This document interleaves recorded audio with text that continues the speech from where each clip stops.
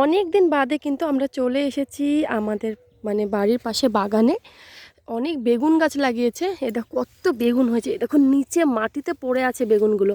উফ, সেই সুন্দর সুন্দর বেগুন। ওই দেখো কত সুন্দর সুন্দর বেগুন, সাইজগুলো খালি দেখেছো, ছোট বড় সব রকমেরই আছে এখানে। আর এই যে পুরোটা নিয়ে কিন্তু বেগুন গাছ। আজকে কিন্তু মিহু আমার সাথে বাগানে চলে এসেছে। মিহু কাটা দিবে কিন্তু গোলাপের। আর ওদিকটা তো পুরো গোলাপ, তোমরা তো এর আগে ভিডিওতে দেখেছো। আর এই জায়গাটা কিন্তু সিজন ওয়াইজ, কোনো সময় বাঁধাকপি, কোনো সময় ফুলকপি, কোনো সময় বেগুন, শিম, মূলো সব লাগায়। এদিকটা খালি বেগুনেই বেগুন, মানে অনেক বেগুন চাষ করেছে। এই দেখো কত বেগুন পড়ে আছে, এই দেখো কত বেগুন গাছ।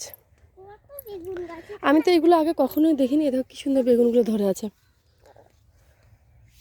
কখনো আগে এভাবে দেখিনি। তো এখন এভাবে দেখি আর এত মনে মনে আনন্দ লাগে। এভাবে বাগান থেকে ছিঁড়ে নিয়ে যাই মাঝে মধ্যে।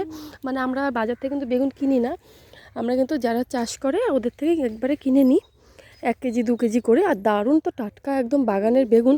এইগুলো কোনো সময় হয়তো হঠাৎ করে মনে হলো যে বেগুন ভাজা দিয়ে ভাত খাবো আজকে, বাগান থেকে এসে 2-3টে বেগুন তুলে নিয়ে চলে গেলাম।